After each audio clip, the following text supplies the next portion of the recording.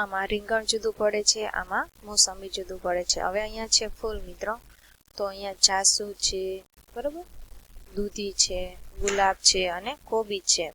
તો અહીંયા જાસૂદ અને ગુલાબ એ શું છે મિત્રો? ફૂલ છે. તો જુદું શું પડે છે? તો કે અહીંયા કોબીજ જે શું છે? શાકભાજી છે. તો એક કોબીજ અને બીજું શું જુદું પડે છે? તો કે દૂધી, બરોબર. અને અહીંયા લખીશું દૂધી.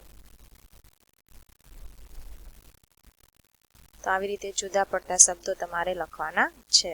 ત્યારબાદ મિત્રો અહીંયા શાકભાજી અને ફળો બે આપણને ભેગું આપ્યું છે. તો શાકભાજીને શાકભાજીના બોક્સમાં લખવાનું છે, ફળોને ફળોના બોક્સમાં. તો પેલું આપ્યું છે આપણને ભીંડું. તો શું છે? ભીંડા શાકભાજી છે. તો ભીંડો આપણે શેમાં લખીશું? શાકભાજીમાં લખીશું, એટલે કે ભીંડા, બરોબર.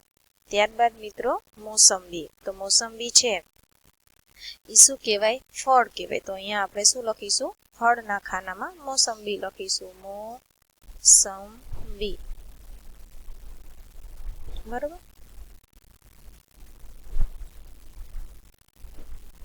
ત્યારબાદ મિત્રો જાંબુડા છે. જાંબુડા શેમાં લખીશું? જાંબુ, બરોબર, એ ફળ ગણાશે, જાંબુ. ત્યારબાદ રીંગણ. તો અહીંયા આપણને ઉદાહરણમાં આપેલું જ છે શાકભાજીમાં પપૈયા. તો પપૈયા મિત્રો શું ગણાય? ફળ ગણાય. તો પપૈયા, બરોબર, પપૈયું. ત્યારબાદ કાકડી. તો ઈ શેમાં ગણાય મિત્રો? શાકભાજીમાં ગણાય. તો કાકડી આપણે શાકભાજીના ખાનામાં લખીશું, કાકડી, બરોબર. તો આવી રીતે તમારે લખવાનું છે. ત્યારબાદ છે વાંચો. ઝાડ ફળ આપે. તમને પૂછાય કે ઝાડ શું આપે આપણને, બરોબર. તો અહીંયા આપણને ઘણું બધું કીધું છે. તો કે ઝાડ ફળ આપે, ઝાડ છાંયો આપે, ઝાડ પાન આપે, ઝાડ ફૂલ આપે, ઝાડ લાકડું આપે અને ઝાડ વરસાદ લાવે, બરોબર. ઝાડ ઘણું બધું આપણને ઉપયોગી છે. શું શું કઈ રીતે આપણને વૃક્ષ ઉપયોગી છે? ઝાડ કઈ રીતે ઉપયોગી છે? તો કે ઝાડ ફળ આપે, ઝાડ છાંયો આપે, ઝાડ પાન આપે, ઝાડ ફૂલ આપે, ઝાડ લાકડું આપે અને ઝાડ વરસાદ લાવે છે.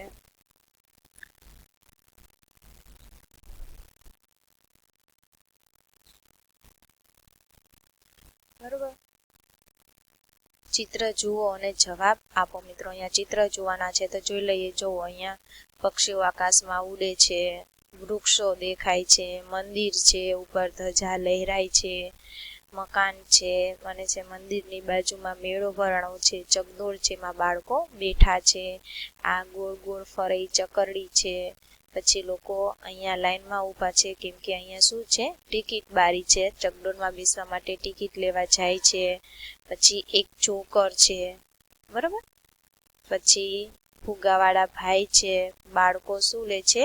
બે બાળકો ફુગા લે છે, બરોબર. અહીંયા છે એ આને ચકડોળનું ચિત્ર બતાવે છે. અહીંયા લોકો કંઈક ખરીદી કરે છે, બરોબર, દુકાન છે. તો આપણને આ શેનું ચિત્ર દેખાય છે મિત્રો? મેળાનું ચિત્ર દેખાય છે. તો કે આ શાનું ચિત્ર છે? તો કે આ મેળાનું ચિત્ર છે. ચિત્રમાં તમને સૌથી વધુ શું ગમ્યું? તો કે ચિત્રમાં તમને સૌથી વધુ શું ગમ્યું? તો કે ચોકર ગમે. ગમે ને? ચોકર જોવો ગમે. કેવા નખરા કરે, બરોબર, આપણને હસાવે. ચોકર જોવો બધાને ગમે. ચિત્રમાં બાળકો શું ખરીદે છે? તો કે ચિત્રમાં બાળકો ફુગા ખરીદે છે. પછી ચોકર જોવો ગમે. ઘણાને ચકડોળમાં બેસવું ગમે. તો કે ચિત્રમાં તમને શું ગમ્યું? તો કે ચકડોળ ફરતા હોય જોવા ગમે, બરોબર. પછી છે ચિત્રમાં બાળકો ફુગા ખરીદે છે. તમે મેળામાં ક્યારે ગયા હતા અને મેળામાંથી તમે શું ખરીદ્યું એ તમારે લખવાનું છે. પછી છે ચિત્ર જુઓ અને જવાબ આપો મિત્રો. તો અહીંયા જુઓ ફટાકડા આકાશમાં ફૂટે છે, રોકેટ છે અહીંયા ફૂટે છે. તો આ શેનું ચિત્ર હશે? તો કે દિવાળીનું. પછી જુઓ અહીંયા અગાસી ઉપર અહીંયા પતંગ ચગાવે છે, આકાશમાં નકરી રંગબેરંગી પતંગો દેખાય છે. તો કે આ કયો તહેવાર છે મિત્રો? ઉત્તરાયણનો તહેવાર છે, બરોબર. 14 જાન્યુઆરીએ ઉત્તરાયણ આવે છે, બરોબર. તો આ ઉત્તરાયણનો તહેવાર છે, આ દિવાળીનો તહેવાર છે.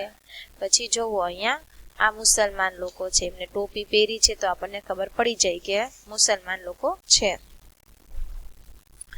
તો આ એકાબીજાને ભેટે છે અને મુબારક પાઠવે છે એકાબીજાને, બરોબર. તો ઈદનો તહેવાર છે મિત્રો. ત્યારબાદ અહીંયા જુઓ સાન્તા ક્લોઝ છે, ક્રિસમસ છે. તો ક્રિસમસ ટ્રી આપણને દેખાય છે, બરોબર. સાન્તા ક્લોઝ છે. તો આ કયો છે? ક્રિસમસ, નાતાલ, જેને શું કહેવાય? નાતાલ. તો આ નાતાલનું ચિત્ર છે. નાતાલ ક્યારે આવે છે મિત્રો? તો કે 25 ડિસેમ્બરે, જે હમણાં આવશે, બરોબર. 25 ડિસેમ્બર ક્રિસમસ છે. પછી અહીંયા મિત્રો આના ઉપરથી જ આપણે અહીંયા પ્રશ્નો લખવાના છે, એના આન્સર દેવાના છે કે તમે દિવાળીમાં શું શું કરો છો. તો દિવાળી ગઈ હમણાં, તો એમાં તમે શું શું કરો છો? તો કે ઘરે દીવા પ્રગટાવીએ છીએ, ફટાકડા ફોડીએ છીએ, ઘરને શણગારીએ છીએ, દીવા કરીએ છીએ, બરાબર. દિવાળીમાં તમે જે પણ કરતા હોય, રંગોળી પૂરીએ છીએ, બરાબર. એ તમારે તમારી બુકમાં લખવાનું છે. તમે પતંગ ક્યારે ચગાવો છો, બરોબર. તો આપણે પતંગનો ઉત્તરાયણનો તહેવાર ક્યારે આવે છે મિત્રો? તો કે ઉત્તરાયણનો જે તહેવાર છે, આ નાતાલનો તહેવાર છે. તો આ બે તહેવારો છે મિત્રો આપણને ચિત્રમાં આપ્યા છે, તારીખ પ્રમાણે ઉજવાય છે, બરોબર. હંમેશા 14 જાન્યુઆરીએ ઉત્તરાયણ હોય છે અને 25 ડિસેમ્બરે નાતાલ હોય છે. તો કે પતંગ તમે ક્યારે ચગાવો છો? તો વધારે બધા મોસ્ટ ઓફ લોકો ક્યારે ચગાવતા હોય છે? ઉત્તરાયણના દિવસે, એટલે કે 14 જાન્યુઆરીએ.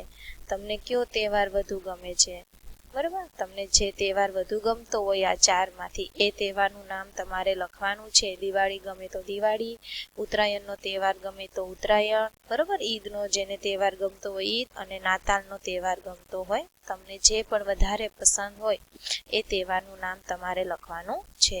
ઈદના દિવસે શું કરો છો? તો ઈદના દિવસે શું કરો છો? તો કે ઈદના દિવસે છે લોકો એકબીજાને ભેટે છે અને મુબારક પાઠવે છે, બરાબર. નાતાલનો તહેવાર કેવી રીતે ઉજવો છો? તો નાતાલનો તહેવાર છે, જે સાન્તા ક્લોઝ છે, એ બાળકોને શું આપે છે? ગિફ્ટ આપે છે, ભેટ આપે છે, અને રેડ અને વ્હાઈટ કલરના કપડાં પહેરે છે, બરાબર. તો આવી રીતે તહેવારો બધા ઉજવવામાં આવે છે. પછી મિત્રો અહીંયા આપણને જોડકા આપ્યા છે, તહેવાર આપ્યા છે, બરોબર. એની સામે કયા તહેવારની લાગે છે એ આપણે જોડવાનું છે. તો અહીંયા જુઓ, બહેન છે એ ભાઈને હાથે રાખડી બાંધે છે. તો સામેનું ચિત્ર છે રાખડીનું. તો એ કયો તહેવાર છે મિત્રો? રક્ષાબંધન છે, બરોબર. તો અહીંયા જુઓ બીજું ચિત્ર શું છે? તો કે બાળકો છે એ પિચકારીથી એકબીજાને કલર ઉડાડે છે. તો બરોબર. તો એને શેના હારે આપણે જોઈન્ટ કરીશું? તો કે જો અહીંયા કલરની ડોલ આપણને આપી છે. તો એ હોળી ધૂળેટીનો તહેવાર છે, બરોબર. તો એની સાથે આપણે અહીંયા જોઈન્ટ કરવાનું છે.